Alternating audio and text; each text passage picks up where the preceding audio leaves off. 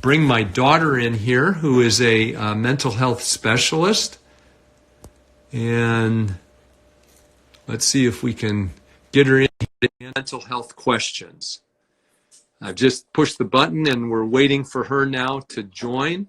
In general, what do we say to our patients who are treated with immunosuppressants? I'll come back to that. I want to introduce my daughter, Caroline. She's a mental health professional and a trained trauma specialist. I'm going to let her answer your mental health questions because this has turned out, as we go along in this isolation, to be an important and critical issue. So, Caroline, let me turn it over to you. Hello. So I'm going to just start off by sharing a few things as your questions come in.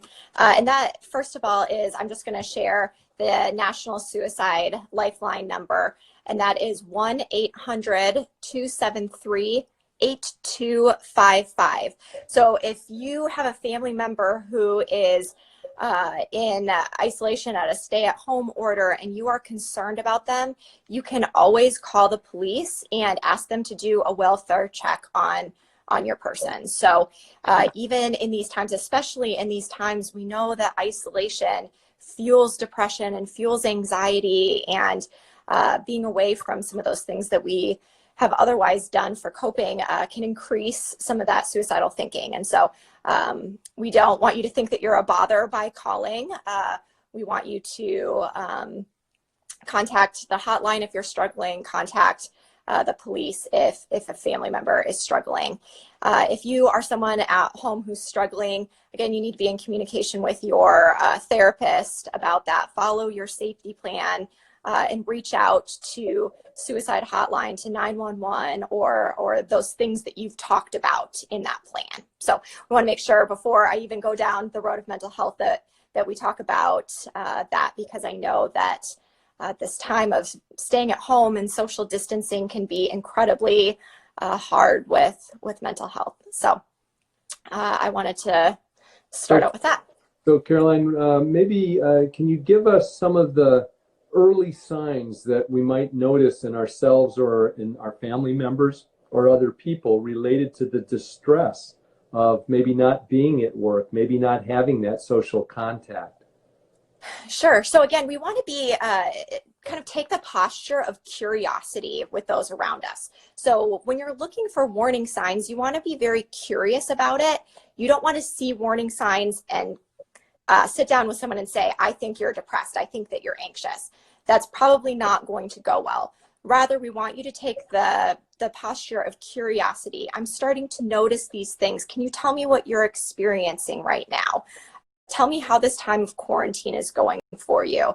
I know you enjoy exercising. I know that you enjoy working face-to-face with clients. So how is it adjusting to working out at home or doing telehealth, things like that?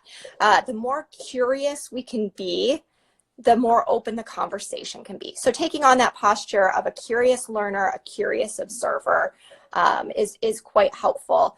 On my YouTube channel, which is just Pullen and Associates, you can go on. My last video was on this idea of being a very curious observer of yourself, looking at those warning signs with thoughts, with our feelings, with our reactions, and with our body sensations, and just being very curious about that. So we want to look for irritability or anger outbursts that might not be typical, fatigue in a way that hasn't been prior to this, resenting your work, certainly increased anxiety or depression, using food to control and navigate the situation. Go ahead. What about things that we can do given the conditions that we're all living under? What can we do? Can you name like your top 3 tips for increasing resilience from a mental health point of view? Absolutely. Well, and I think that the important thing is that health isn't just about the absence of the negative, it's about the presence of the positive. And so we can struggle and still be healthy at the same time. So health is very much a both and, not either or approach. So a couple of my top suggestions would be, one, this idea that we need to maintain connection, that social distancing is not social isolation. So we can feel like we're on an island of our own. And I want you to know that you are not on an island, and there are people out there who very much care about you.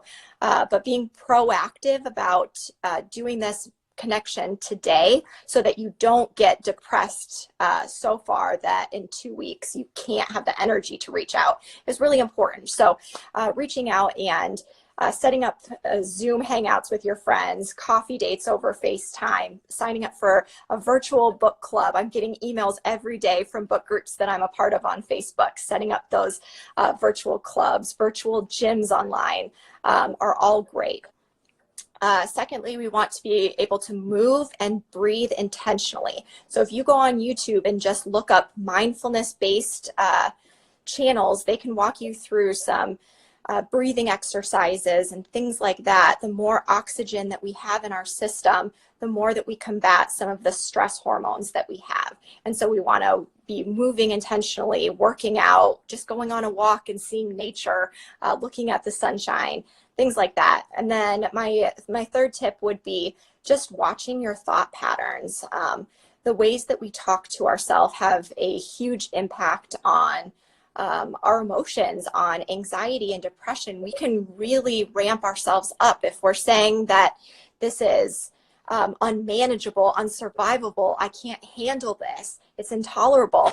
Our emotions are going to follow that, and then our bodily reactions are going to follow that. So we want to be really careful about the words that we choose to use. This is uncomfortable, and I know I can manage it. I'm very sad about the things that I can't do, and I'm trying to get creative moving forward. Things like that. So one of the questions that comes through, and I really feel empathy for this, is from mothers that are writing and saying, how do I talk to my children about this? Are there any resources that you have? And then I want to come back to a question about social media. Sure.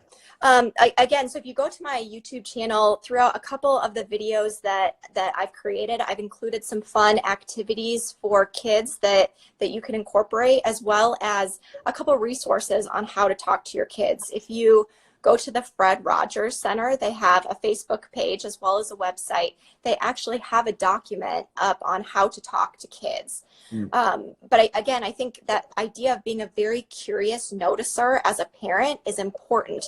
Your kid's behavior is not just the behavior about the thing itself, but it's really communicating a lot about their internal world when they don't have the words to communicate. And so you want to be curious about that. You could have them draw some of what they're feeling. Can you draw the virus? That would lead to some interesting things for kids who are a little bit older. A lot of kids like to write stories and draw pictures to go with that. You could have them create a book. Through that, they might share a lot of emotions. For an older kid, can you write a letter to coronavirus? Can you write a letter towards your grief or to your anger for what it's taking away, or something like that? This is a really good question that came up. How can I, as a manager, reach out to my team, because we're not together, we're teleworking? How can I reach out to them and check on their mental health? So I think that's a great question. I really commend you for that.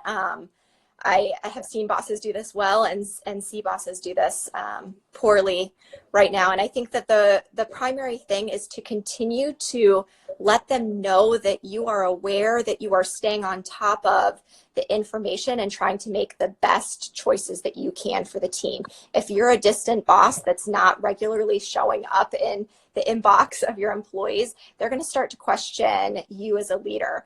Are you being a strong captain of the ship? And so letting them know that you are concerned about their financial well-being, you're concerned about their health and their family's health. I think that financial insecurity right now is a huge stressor. So even if you can't fix it, for your team to know that you're thinking about that, I think is really important. And then also encouraging them to do what they feel is healthiest for their family, and not shaming them if they're feeling like they need to distance or doing something a little bit more extreme than you would take. Here's something that we're doing, and I wonder if you could do it on a larger scale. Since we're apart, we figured out in our lab, how do you have fun together remotely? Think through how that might work. All right. I wanted to come back to the role of electronics and technology. Too much social media, I think there's pretty clear evidence, is not healthy. Are there any apps that might be particularly good that you're aware of for any aspect of this whole mental health domain during this time?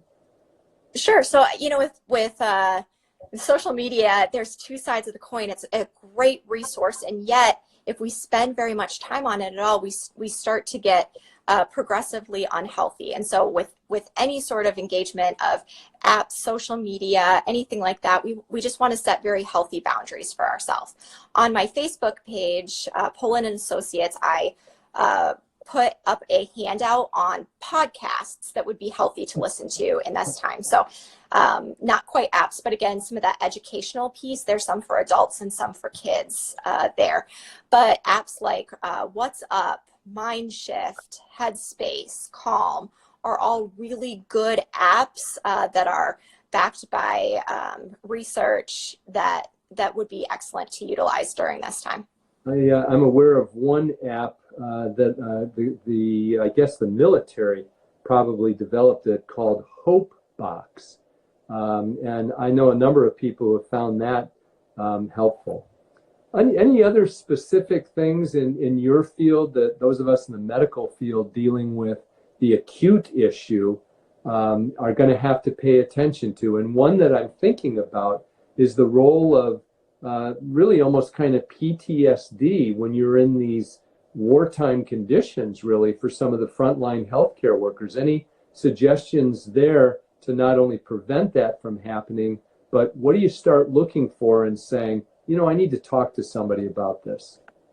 Sure. Well, and I think this is a great moment to kind of put out a bit of a warning, a disclaimer. Right now, we're in the middle of a major health crisis, but the aftermath of this is going to be a major mental health crisis, whether that's people who have been at home for quite a bit of time and their mental health struggles have enhanced, but also for those people who are on the front lines. We look at counselors, healthcare workers, police, firefighters.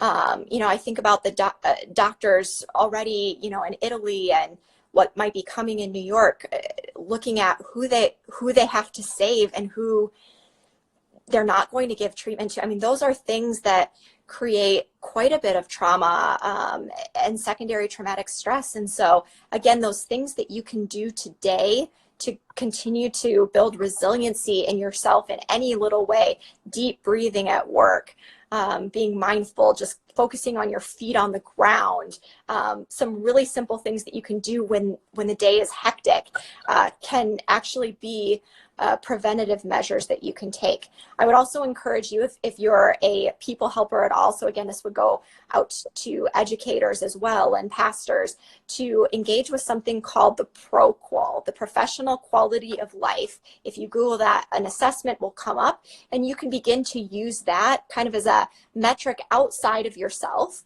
that can show compassion fatigue and burnout and secondary traumatic stress. But what I really want to highlight is traumatic reactions to the things that we see are not a failure on your part. It's the cost of caring. Our bodies are built in specific ways to respond when we're viewing something that's traumatic. And so it's not a failure on your part at all. The more proactive that you can be, maybe even setting an appointment for 6 or 8 weeks from now, if possible, with a mental health professional to engage in therapy, do some EMDR therapy, which is a trauma treatment, would be excellent. The more proactive you can be, the better that this will be for you. Yeah, that's very good advice. Let's. I'm going to go to a medical question, and then you can look at some of the mental health questions coming in, and we'll go back and forth for the few minutes we have left. left. One really good question is, what do you wish the American public had done differently a few weeks ago to impact us today? That's a great question. And what I would have suggested that we do is what I wrote in an editorial, and that is hit the pause button now. Basically shut down things that are not essential so that we immediately dampen down the amount of viral transmission that's occurring. We are watching this unfold in front of us, unlike any generation until you go back to 1918 with the great influenza pandemic. Italy didn't do it. They're paying a terrible price. The UK didn't do it. They're paying a terrible price. South Korea didn't do it and then realized that they were going to have a large outbreak and did it and clamped down on the number of cases. New Rochelle, New York, put up a quarantine or a containment zone, I think is what they called it. And 2 weeks later, just as predicted, saw a precipitous drop in the number of cases. So that really does work. Caroline, anything else that if you had to sort of say 1, 2, 3 in a minute or two about what you can do to preserve sanity and mental health during a time like this, what would it be? Well, I just want to put one more plug out there for counseling. I know that sometimes it can feel hard with wait lists at counseling centers to reach out. Right now, most counseling centers are going to telehealth. We are working, I worked from my house all day. And so there's counselors who are offering sessions. And so a lot of people do have availability right now. So if you need help and support, reach out. For maintaining sanity, I also want to plug a quiet time for your family. So if you have kids at home or you're at home with another person, you do need some alone time.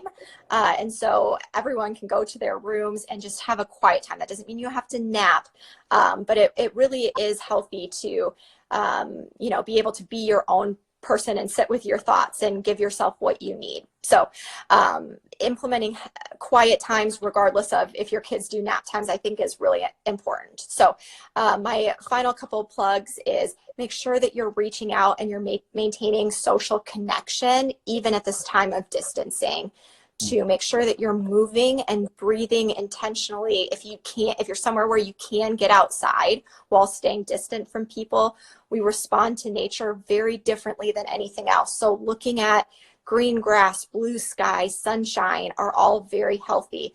And then setting limits on things that aren't healthy, limiting how much news you watch, limiting social media, making sure that you do the things that you normally do that you enjoy. And then I had mentioned thoughts earlier. If you go onto Google and search thought record, you can pull up some forms that will help you walk through the process of challenging and changing thoughts. And I think that would be a wise tool at this time. Okay.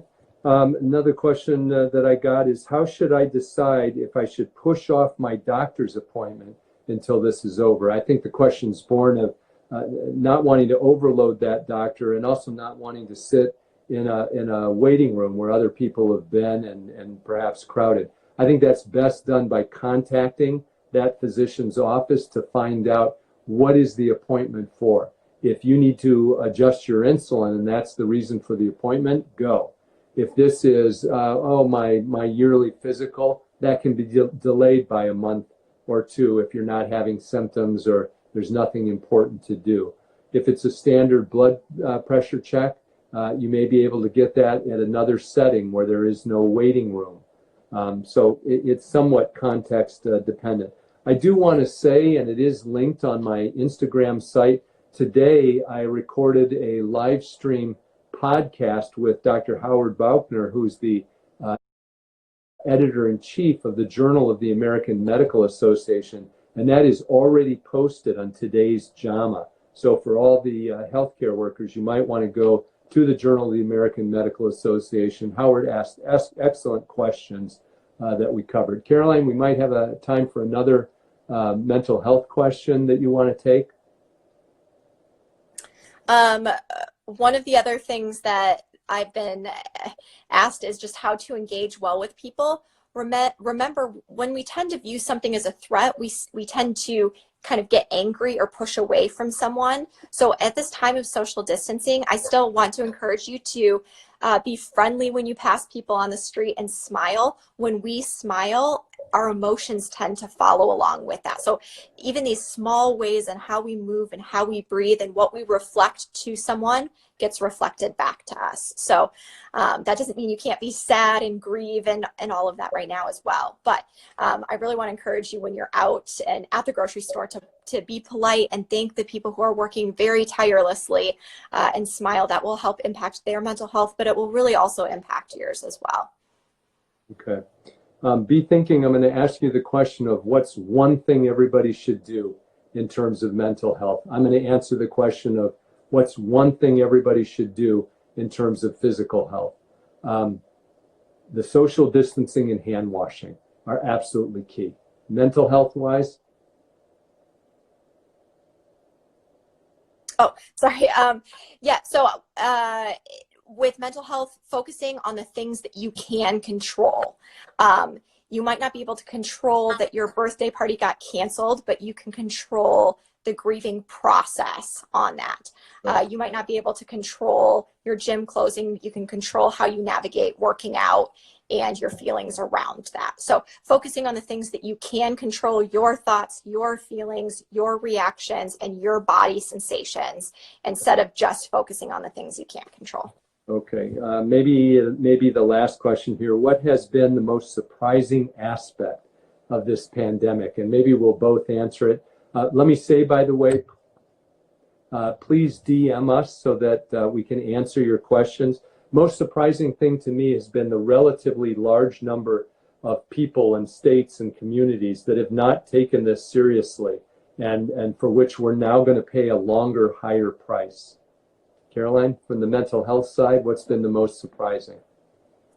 I think one of the most surprising is just the amount of focus on I instead of the focus on we. And I think we really need to work as a community together to navigate this, whether that's my community of friends that I'm checking in with each day, or the choices that I'm making, not for myself, but for the elderly that I live around, or the people with compromised immune systems. We really need to move from I and me to we as a community. I really like that. We've been kind of a me culture, and I like the idea of a we culture. Well, I want to thank everybody for tuning in. We will do more of these. If it's something that gives you valuable information, please DM us with anything we didn't answer or comments. That gives us an indication of whether we should schedule another one of these to focus on various things. We might bring other guests in too, depending on the kinds of questions you have. So please, everybody be safe. Please take this seriously. We don't want our healthcare providers being overwhelmed, and we want all of you to be healthy. Blessings on all of you. Be careful. Good night. Good night.